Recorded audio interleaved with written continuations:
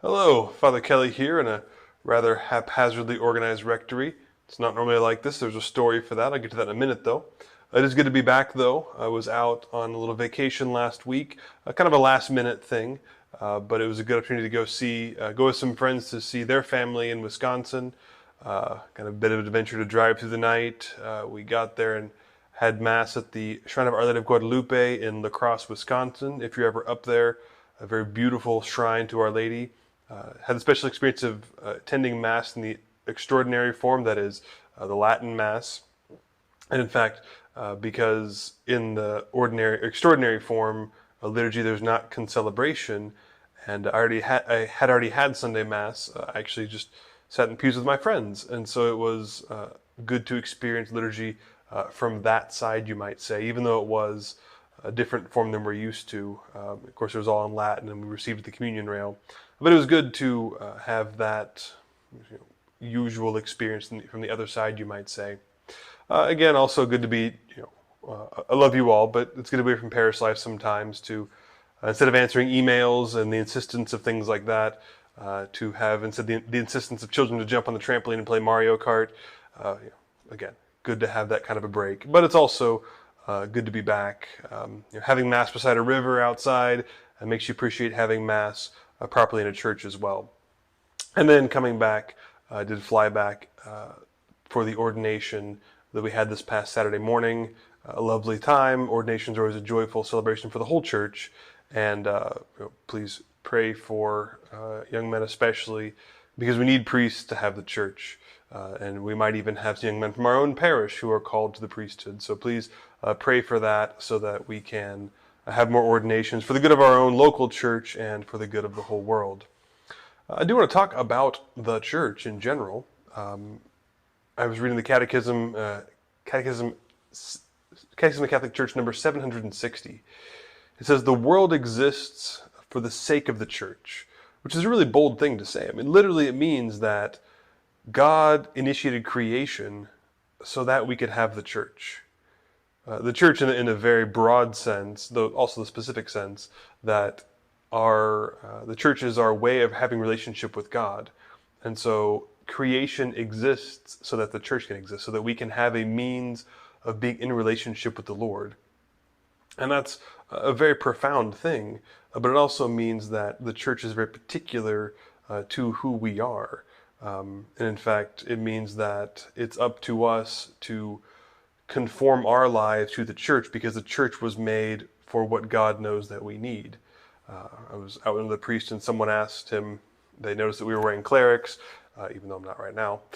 This person asked us, not knowing that we were Catholic priests, saying, hey pastors, do you know a church that fits me?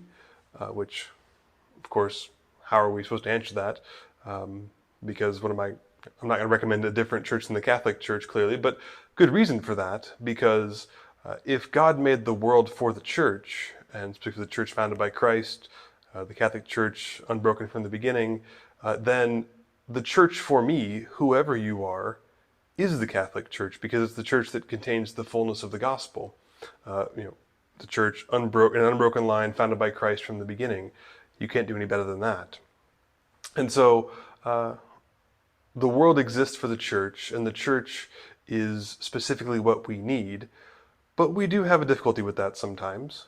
This is actually touching on what my homily will be about this weekend. As a sidebar, it's a goal of mine to begin sharing something about, basically a preview of my homily on Wednesdays. Good to have it posted and kind of give you something to look forward to, but also it helps me to make sure and work on my homily before the weekend gets too close. So it's my goal going forward to have a posting of some sort of my homily on Wednesday. And in the readings this weekend, we're going to talk about, or the readings talk about, how we are often rebellious from God, and how things may even be, church teachings may even seem to be a thorn in our sides. But the kind of paradox there that when we are obedient to the church, obedient to what God asks of us, what God has really given us, then that actually makes things better. The obedience is hard at first, but once we make that leap of faith to say, okay, I want to believe because I know I ought to.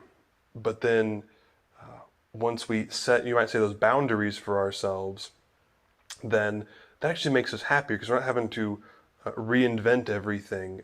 In fact, it's already there for us. And again, because God made the church knowing what we need, it actually is what will make us happy. Easier said than done, of course, but that is what the church is for and as God intended it from the beginning. Now, I said I'd explain what's up at the rectory. So what happened was that we were going to get the floors redone in here. And the flooring guys called me on Monday and said, hey, we got an opening. Do you want us to go ahead and come do it? Sure, who would want it done earlier? So some very excellent volunteers came and got rid of all the old wood floor and just got down to the concrete there. Got all up the old linoleum as well. Everything was ready, and then after their hard work, the flooring guy called me back and said, Father, we have a problem. It seems the warehouse misplaced your flooring, and so we can't come install it like we meant to on Wednesday. So it might be about a month or so.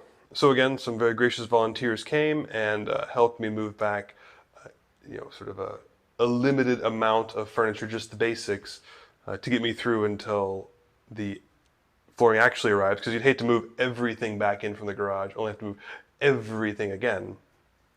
The segue here is that it's going to have me have some boundaries of what I can and can't do, a lot simpler. Maybe have to kind of return to the basics of living, if you will. Not that I was extravagant before, but if most of your stuff is in the garage, you only have a few books inside and only one table and only one chair. It makes you kind of focus up a little bit more. And that's an analogy for what we might seem as limitations of the church. Well, the church says they can't do anything under the sun. Yes.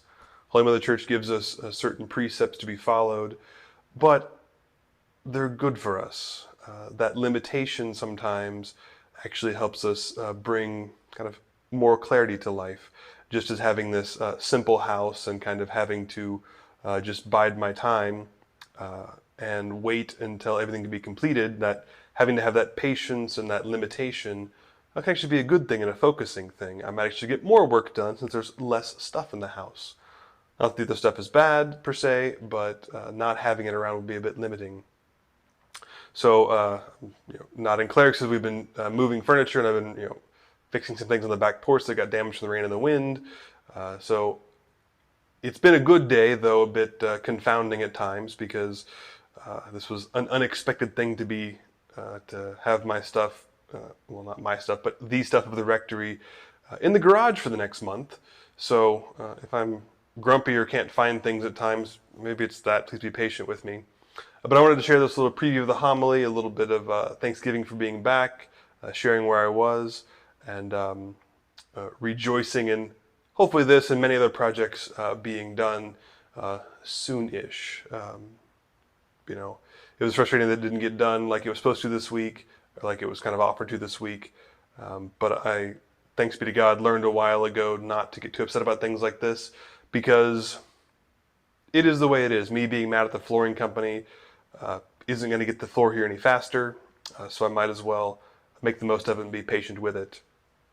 To that effect, though, I almost forgot to mention, we do have a couple other things going on that we could use volunteers for. Some manual labor stuff, some more, some things that kids could help with, but some things that might need the more sure hands of adults. So if you're interested in that, if you maybe have some spare time, especially during the day, be very appreciative of your help. Please just let me know. We have a couple different things that we could use a hand with. So please let me know if you're able to do that. Reach out to me in some way. Please pray for me. Know that I pray for you guys. And I look forward to seeing you all this weekend. Yes, gosh, I almost forgot. This weekend is the 4th of July weekend. That's kind of wanted to make this so I could say this. I know people will be traveling, be around places. Please find somewhere to go to Mass. Whether you're here, elsewhere, we have 4 Masses this weekend in the Weatherford area, plus, Clinton, Elk City, wherever else. There's a Mass somewhere near you. So please, it's very important. It's very something that the Lord asks of us. find a place to go to Mass this Sunday, no matter where you are. God bless. See you soon.